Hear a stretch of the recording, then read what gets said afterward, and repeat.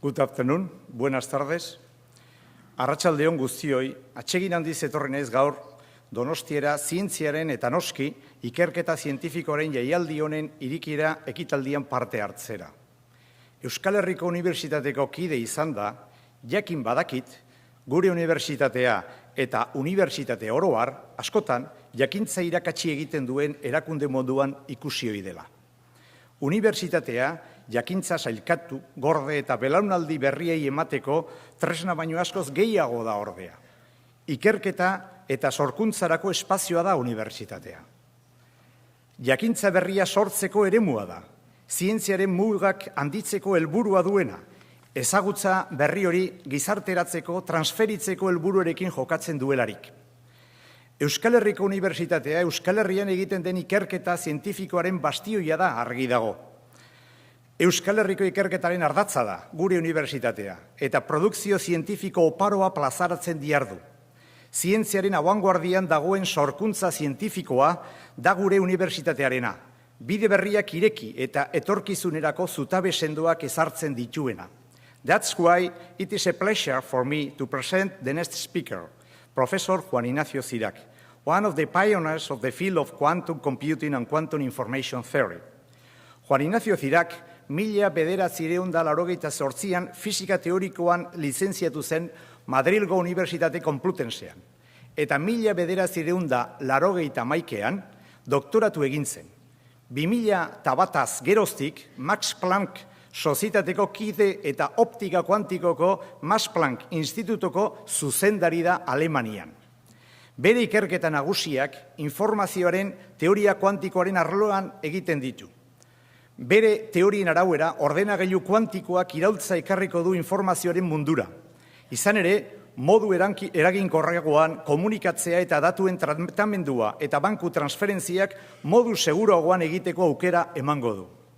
Hainbat sari jaso ditu, hala nola, ikerketa zientifikoaren eta teknikoaren Asturiasko printzea saria, BBVA fundazioko ezagueraren eta kulturaren mugak saria oinarrizko zientzietan, Franklin Domina, eta berriki, World Foundationeko 2013ko fisika saria.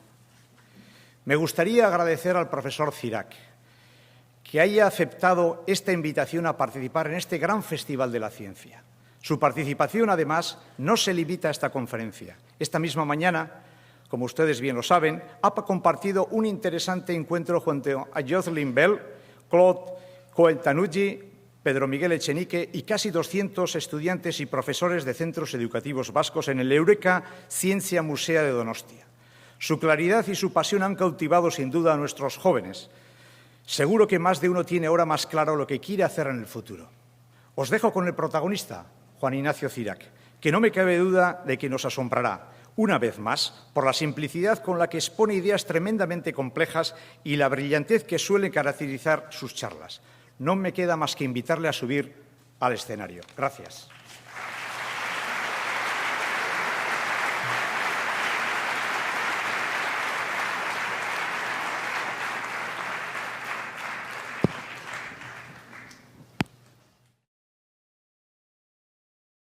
Hola, muy buenas tardes. Es un gran placer y un honor estar aquí con ustedes otra vez, ¿no?, participando en esta nueva edición de Passion for Knowledge. Y por ello, pues quería agradecer, en primer lugar, a mi gran amigo Pedro Echenique y a todo su equipo por haberme invitado y darme el honor de estar entre este elenco de conferenciantes, ¿no? Quería también, pues, mostrar públicamente, otra vez, ya lo hice en el pasado, mi admiración por mi amigo Pedro, no solo como un científico del más alto nivel, del más alto calibre, sino porque ha sido capaz de crear un centro que está en primera fila mundial en el campo de la física. Les voy a hablar de los ordenadores del futuro, de los superordenadores del futuro, y cuando uno habla de los ordenadores del futuro, pues normalmente uno se piensa que estos serán, pues, la nueva generación de los ordenadores, ¿no? Tal vez ordenadores que aparecerán en nuestras gafas o que, pues, estarán incluidos dentro de nuestros relojes, tal vez serán holográficos, ¿no?, que no tengan ningún teclado y que podamos hacer así. Bueno, pues no voy a hablar de eso. Mi conferencia no tiene nada que ver con estos ordenadores. No sé cómo van a ser los ordenadores del futuro de la nueva generación. Yo quiero hablar de los superordenadores del futuro. Y cuando hablo de superordenadores del futuro me refiero a ordenadores como este que hay aquí. Este es el ordenador que está en la Universidad Politécnica de Cataluña, en Barcelona. Y, vamos a ver, perdón. Y es un ordenador que no se utiliza para contestar emails, ni para escribir mensajes de texto, ni para lo que utilizamos nosotros normalmente. Es un ordenador que se utiliza para hacer unos cálculos extraordinarios, cálculos pues que todos ustedes pues tal vez no les importen demasiado ni crean que tengan ningún interés, ¿no? Son cálculos para estudiar reacciones químicas, composiciones de materiales, tal vez para predecir el tiempo. Son cálculos que nosotros, las personas normales, no los necesitamos. Pero algunos científicos los necesitan para diseñar materiales, para hacer pues, que materiales puedan ir al espacio, o que los materiales pesan menos, que conduzcan la electricidad mejor, que haya menos pérdidas, etcétera, etcétera. Y estos ordenadores pues, tienen que ser potentísimos, ¿no? Tienen que tener una capacidad de cálculo enorme. Y de hecho, pues hemos tenido la suerte de que durante los últimos 30 años pues, se han ido desarrollando estos ordenadores y cada vez son más rápidos y más potentes. Y la pregunta que me quiero hacer es, ¿cómo serán nuestros superordenadores pues, dentro de 50, 100 años, 200 años? ¿No? ¿Qué cálculos serán capaces de hacer? Bueno, y para eso uno puede mirar a cómo han evolucionado el tamaño de los ordenadores, la capacidad de los ordenadores, de estos superordenadores, y uno se da cuenta de que si mira la capacidad de cálculo y la capacidad de almacenamiento de datos, pues han crecido exponencialmente durante los últimos 30 años. Esto es lo que explica o lo que describe la ley de Moore, ¿no? Moore es el presidente de Intel, una marca de procesadores, y él se dio cuenta de que si uno mira en el pasado, los ordenadores, la velocidad de los ordenadores se va duplicando cada 18 meses. Y a la vez, la capacidad de almacenamiento de memoria se va duplicando también cada 18 meses. Y la razón está relacionada la una con la otra, ¿no? La razón es que cada vez somos capaces de meternos más en el mundo microscópico, de dominar el mundo microscópico y hacer los transistores, que son los componentes fundamentales de los ordenadores, más y más pequeños. Así, cuanto más pequeños los podemos hacer, pues más información podemos poner en el mismo espacio, y esto es precisamente lo que está ocurriendo. Y a la vez, los ordenadores, si los hacemos más pequeños, los hacemos también más rápido. Y esto se puede entender de una manera muy sencilla, ya que en el procesamiento de los datos que tienen lugar dentro de un ordenador, pues lo que está pasando es una corriente que se va moviendo, y si esa corriente tiene que recorrer menos espacio, porque los hacemos los transistores más pequeños, pues será más rápido, ¿no?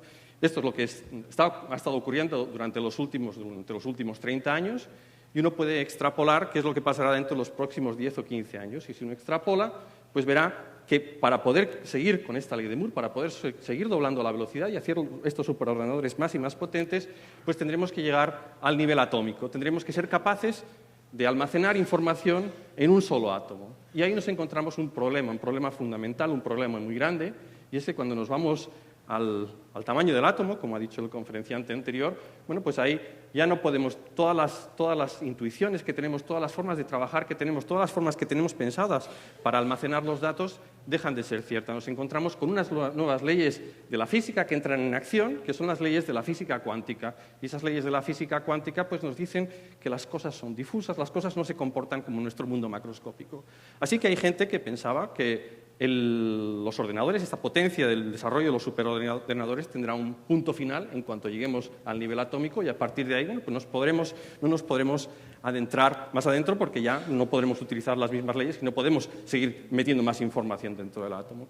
Y un poco el mensaje de mi conferencia es que todo lo contrario, si llegamos a ese mundo microscópico y podemos llegar al nivel atómico y podemos dominar los átomos tal y como dominamos hoy en día pues, los sistemas macroscópicos, bueno, pues tendremos acceso a estas nuevas leyes de la naturaleza, estas leyes de la física cuántica, y en vez de impedirnos el poder manejar la información de una manera más rápida, pues lo que harán es completamente lo contrario. Nos permitirán manejar la información de una manera mucho más eficiente y podremos hacer cálculos que serán imposibles. Y estos son la base de los llamados ordenadores cuánticos, ¿no? Que la gente está intentando construir. Y estos serán, desde mi punto de vista, los ordenadores, los superordenadores del futuro. Así que voy a hablar un poquito de ellos. Y para empezar, pues simplemente recordar algo que se ha dicho anteriormente, ¿no? La física cuántica es una teoría ya muy antigua, tiene más de 100 años. De hecho, el primer paso importante dentro de la física cuántica, el primer descubrimiento que se hizo fue por este señor, Max Planck, que en el año 1900 pues, dijo que para explicar una serie de experimentos que por aquel entonces no se entendían, pues tenía que introducir un nuevo postulado dentro de la física, y este postulado decía que la luz que vemos y que sale de todas partes, estaba formada por pequeñas bolitas, bolitas de energía, que más tarde se llamaron fotones. Y este postulado del señor Planck pues rompía con todos los esquemas anteriores y llevó a una total revolución, como explicaré un poco más adelante. Bueno, en los años siguientes la gente se vio dando cuenta que si realmente se tomaba en serio este postulado de que la luz estaba formada por bolitas, ¿no?, por partículas, bueno, pues que se podían explicar muchos experimentos, y de hecho ya se ha mencionado anteriormente pues que Bohr pues, relacionó estas bolitas con la estructura del átomo, ¿no? Las órbitas de Bohr, pues cuando un electrón pasa de una órbita a otra, pues emite una de estas bolitas, ¿no?, que es una bolita de energía, es un fotón. Y por aquellos años, entre los años 1905 y 1920, pues se fue desarrollando la teoría de la física cuántica y llegó a desarrollarse tal y como la conocemos ahora. Y estos son los héroes de todo ese desarrollo. Y la física cuántica, tal y como la tenemos hoy en día, pues describe desde lo más pequeño casi hasta lo más grande, ¿no? Nos describe pues no solo los átomos están formados por electrones y el núcleo, también nos dice que hay dentro del núcleo, nos dice que los núcleos están formados por protones y neutrones, que los protones y neutrones están formados de otras partículas, y esas partículas tal vez de otras partículas.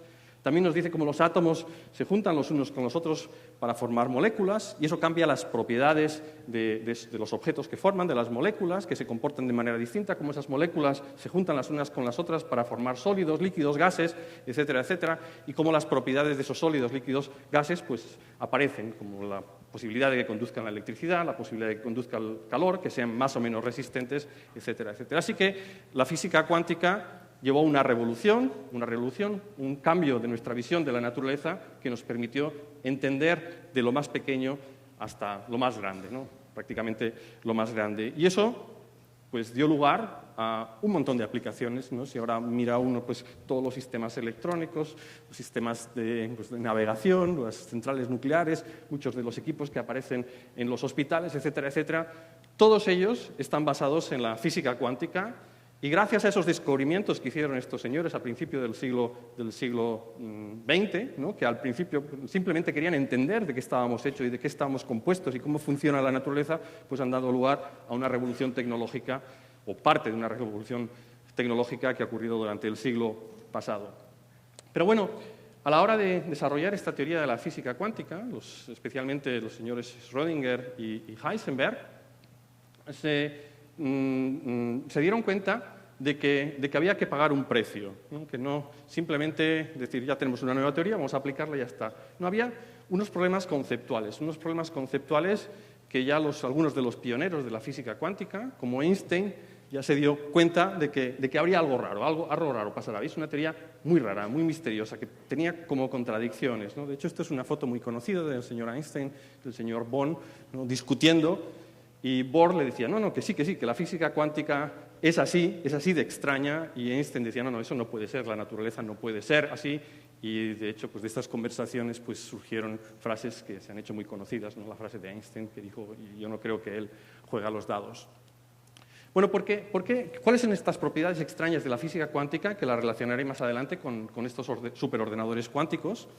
Bueno, pues una forma de ilustrarlo es a través de un experimento que se puede hacer y se hace desde hace mucho tiempo. Es el experimento que todos los físicos conocemos muy bien, se llama de la doble rendija, y consiste en poner una fuente que emita luz, esta fuente de aquí, poner una pared enfrente donde se hacen dos agujeros, dos rendijas, estas son estas dos rendijas de aquí, y detrás poner una pantalla y ver dónde llega la luz. Y si uno hace ese experimento, lo que se da cuenta es de que la luz aparece en unos sitios, como aquí, aquí y aquí, y en otros sitios no aparece luz. Por ejemplo, aquí no aparece luz, aquí no aparece luz, no aparece luz, no aparece luz.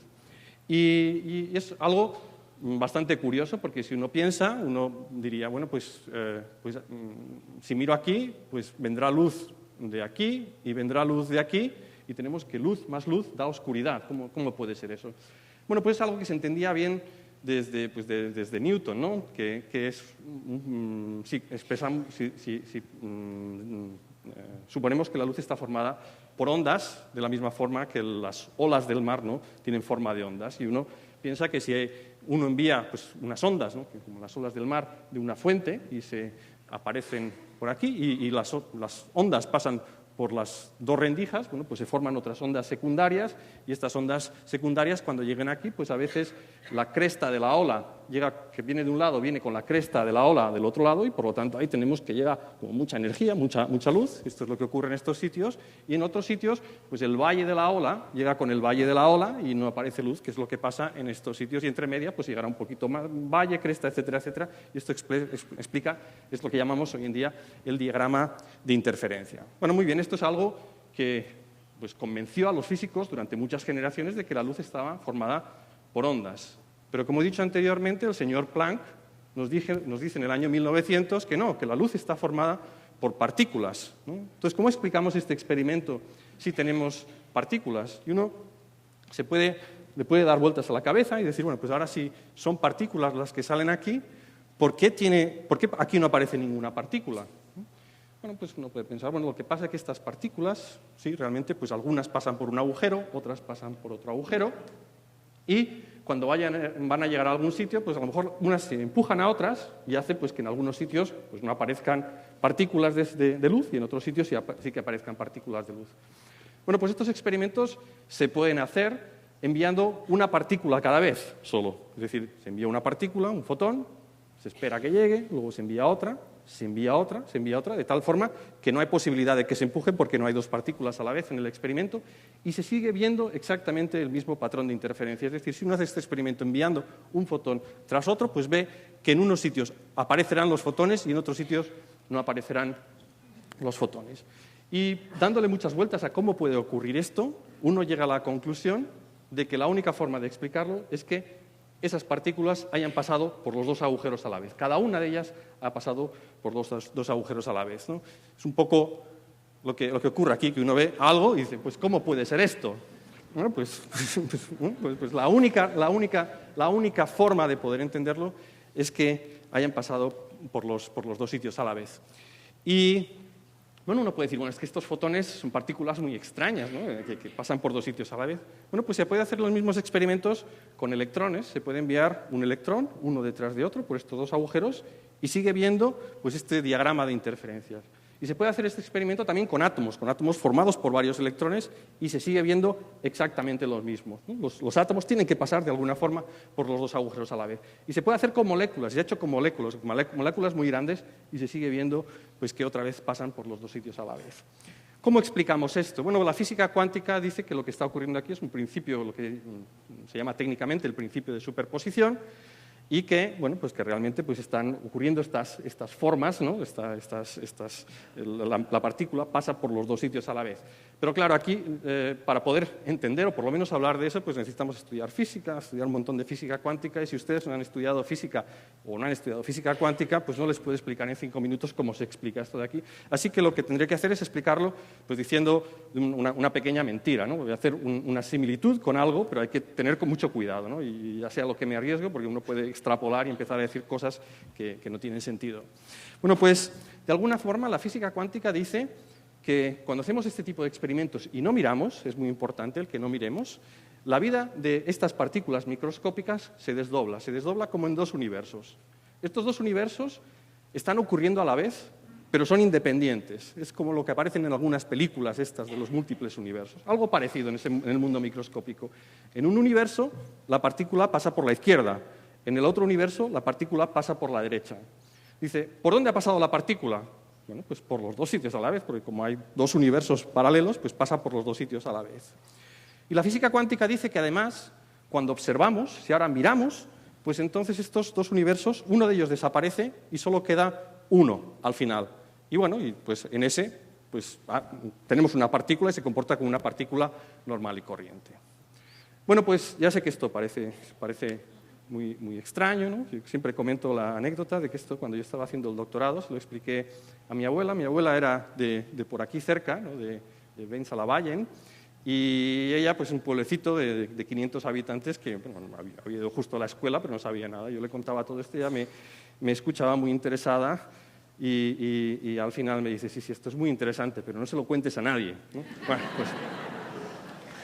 Bueno, pues sí, esto es realmente así. Por supuesto, la explicación técnica es mucho más complicada de la que he dicho yo, ¿no? Pero bueno, pues si la naturaleza es así, estos experimentos se pueden repetir en muchas condiciones y siempre tienen lugar el mismo tipo de fenómenos, pues uno puede pensar, ¿por qué no lo utilizamos? Y lo utilizamos para tratar la información de una manera distinta, para poder procesar la información de una manera distinta, y en esto se basa el ordenador cuántico. El ordenador cuántico quiere utilizar esta existencia de que una sola partícula puede hacer varias cosas a la vez, ¿no? Para procesar la información de una manera más eficiente. Entonces, bueno, pues un ordenador cuántico es un ordenador en el cual la información se almacena pues también en forma de ceros y unos, en forma de bits, pero estos bits son bits cuánticos, son partículas cuánticas, partículas que pueden hacer dos cosas a la vez. Pueden estar en el estado 0 y en el estado 1 a la vez. En un universo están en el estado 0 y en el otro universo, es una forma de hablar, están en el estado 1, ¿no? Estas partículas pueden ser, por ejemplo, átomos con un electrón, ¿no? Como en el modelo de Bohr, que va dando vueltas alrededor del átomo, y que tengan pues, el spin que se ha mencionado anteriormente, es decir, que sean como un pequeño imán. Entonces, si el imán está mirando hacia arriba, tiene el norte mirando hacia arriba, pues está en el estado 1, y si el imán está mirando hacia abajo, está en el estado 0, y lo que nos dice la física cuántica, y es algo que podemos comprobar en los laboratorios, es que podemos tener a la vez ese pequeño imán 0 y 1 a la vez, en un universo en 0 y otro universo en 1. Bueno, ¿qué es lo que pasa ahora si tenemos muchos de estos átomos, ¿no? como aquí, ¿no? Está representado? Bueno, pues podemos tener todos los átomos mirando para abajo en 0, o todos los átomos mirando para abajo y el spin del último mirando para arriba, o todos mirando para abajo y el penúltimo para arriba, o 2 para arriba, o 3 para arriba, o 4 para arriba. Hay un número grandísimo de posibilidades, y estos átomos pueden estar haciendo todas estas cosas a la vez. Bueno, pues eso es lo que quiere utilizar la computación cuántica. Quiere utilizar todas estas superposiciones para hacer muchos cálculos en paralelo, pero con un solo ordenador. Esa es la diferencia, ¿no? Con un solo sistema de átomos puedes hacer muchos cálculos. ¿Cuántos cálculos? Bueno, pues es muy fácil calcular. Hay un número, si tienes n átomos, tienes un número 2 elevado a n de posibles universos. Por lo tanto, podrías hacer 2 elevado a n, ¿no? Cálculos a la vez. Y ese número es grandísimo, tan grande que si tenemos solo 300 átomos, pues 2 elevado a 300 es un número tan enorme que es mayor que el número de todas las partículas que hay en el universo. Así que, si pudiésemos construir un ordenador cuántico, tendríamos acceso pues, a una nueva forma de hacer cálculos utilizando estas superposiciones que en algunos casos podían dar pues, resultados mucho más rápidos que cualquier otra forma de hacer estos cálculos. Un ejemplo de ellos es en el problema de la factorización. Si yo les doy un número, el 15, le digo que calculen los factores, ¿no? Los números que multiplicados dan lugar a 15, pues miran, pues 3 y 5, ¿no? Porque 3 por 5 es 15.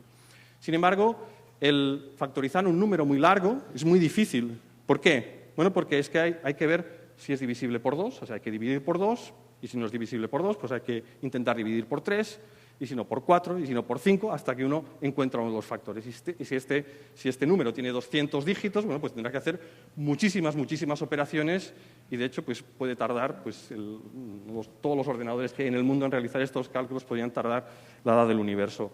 Bueno, pues en un ordenador cuántico lo que uno podría hacer es, en una parte de esta superposición, intentar dividir por 2, en otra dividir por 3, en otra dividir por 4, y estas cosas ocurren simultáneamente, no una detrás de otra. Se hacen todos estos cálculos en paralelo y, por lo tanto, se podrían hacer de manera mucho más rápida.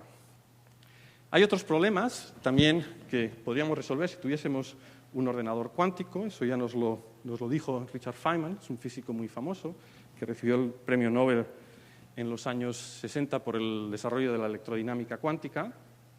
Y él se dio cuenta de que simular sistemas de átomos, de electrones, sistemas cuánticos, conjuntos de átomos, es muy complicado, es muy complicado. Nosotros sabemos simular muy bien, bueno, no nosotros, los ingenieros saben simular muy bien los aviones. No hace falta construir un avión y probarlo para ver si se va a caer o no, lo hacen con ordenadores, ¿no? O los que construyen una casa también lo saben simular muy bien, ¿no? Con los ordenadores. Sin embargo, si a mí me dan 100 átomos y hacen que interaccionen entre ellos, no sabemos cómo simularlos, ¿no? Hay un problema y el señor Feynman se dio cuenta de que si tuviésemos un ordenador cuántico, pues podríamos resolver estos problemas y pues, estudiar reacciones químicas, estudiar materiales, etcétera, etcétera. Precisamente esos problemas que he dicho que los superordenadores pues, les gustaría resolver, ¿no? De hecho, existe algo parecido a un ordenador cuántico que llamamos simulador cuántico, que es un ordenador cuántico dedicado. Existe lo que es, a uno le gustaría poder coger, si tiene un problema físico, por ejemplo, quiere saber qué estructura formarán una serie de átomos, de electrones, ¿no?, en un sólido, quiere saber si conducen la electricidad o no, o si es magnético o no es magnético.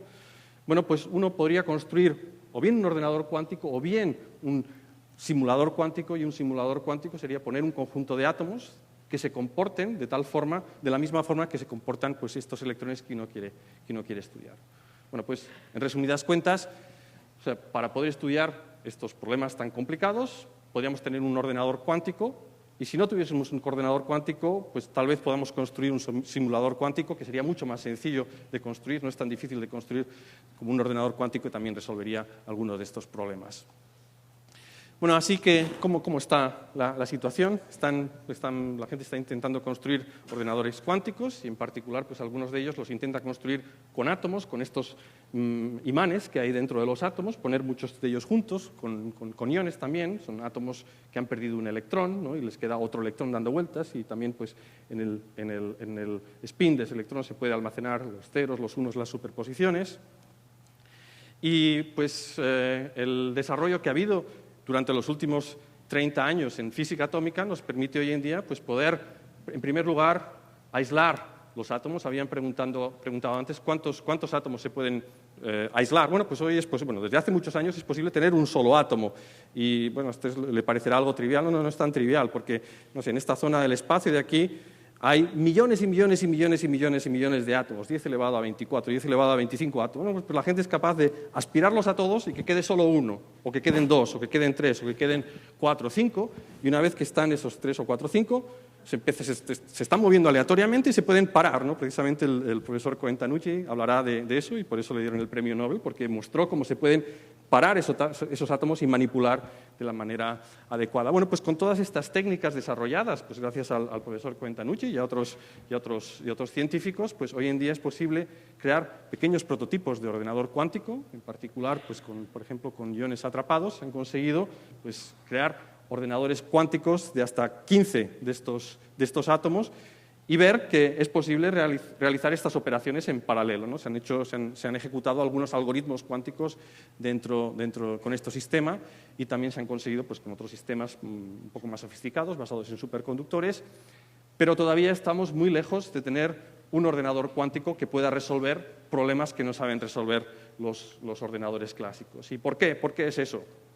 Bueno, el problema fundamental es que, como he dicho anteriormente, estas superposiciones, estos universos, se destruyen si los miramos, ¿no? Porque en cuanto los miramos, pues queda definida la propiedad y ya pues, nos queda solo un universo. Así que, cuando se están realizando estas computaciones cuánticas, nadie puede mirar qué es lo que está pasando. Pero bueno, no solo las personas, tampoco puede mirar un perro, ni un gato, ni una molécula que pase por allí, ni nada. Es decir, hay que aislarlos completamente, y ese es el problema fundamental que tenemos hoy en día. Sabemos muy bien cómo aislar 1, 2, 3, 4, 5, 10 átomos, 15 átomos, pero en cuanto ponemos más, entonces dejan de estar aislados. Siempre pasa algo por ahí y se destruyen. Y ese es el desafío tecnológico que tenemos hoy en día, ¿no? Cómo poder aislar y poder hacer estos sistemas atómicos pues, mayores y mayores, y todavía que sigan comportándose con estas leyes tan extraordinarias de la física cuántica. Bueno, en el caso de las simulaciones cuánticas tenemos más suerte, ¿no? Porque para ello no hace falta tener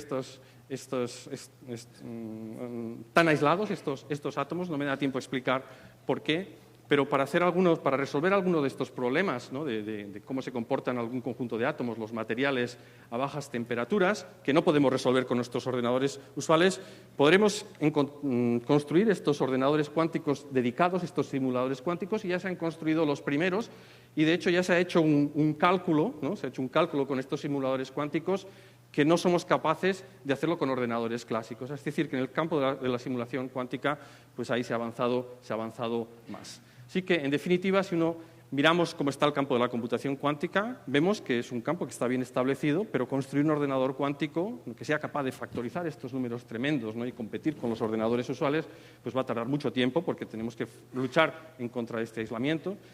Para construir un ordenador cuántico dedicado a resolver problemas concretos, problemas de simulación de materiales, etcétera, etcétera, bueno, pues parece que yo creo que dentro de los próximos 5 o 10 años pues ya habrá resultados que serán interesantes.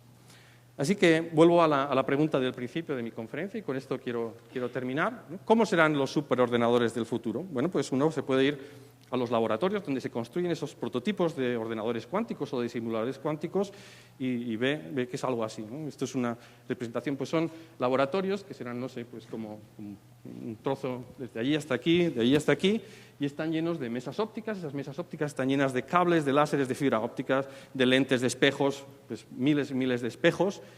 Y hay varias de estas, en otras tienen sistemas electrónicos, etcétera. Es decir, es muy complicado. Y esto para poder aislar 15 átomos, ¿no? Imagínense ustedes, pues para aislar 1 millón de átomos, para construir uno de estos ordenadores tan potentes, pues necesitaríamos 100.000 átomos.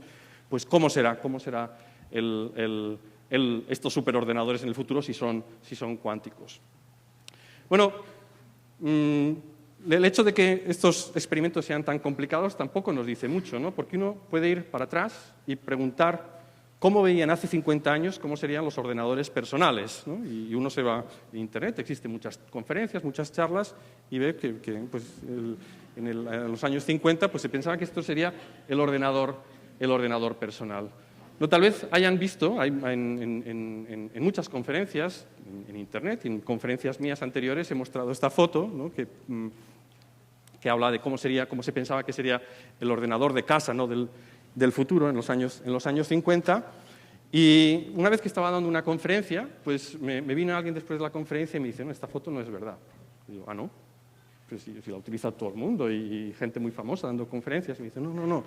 En primer lugar, pues por aquí pone que utilizaban Fortran y por aquella época no había Fortran. Y dice, no. Y bueno, pues mirando, investigando en Internet, me di cuenta que es una foto de un submarino nuclear que está trucada y ganó un concurso de Photoshop. Bueno, pero aún así, eso no quiere decir que el mensaje que quería dar no sea cierto, ¿no? Todavía uno se puede ir a la literatura, no fiarse de Internet, no fiarse de estas fotografías, y está escrito en revistas que había gente, pues directores de IBM, gente muy famosa, que dijo que los ordenadores del futuro no pesarán más de 15 toneladas, ¿no? No existe razón alguna para los ordenadores personales, etcétera, etcétera.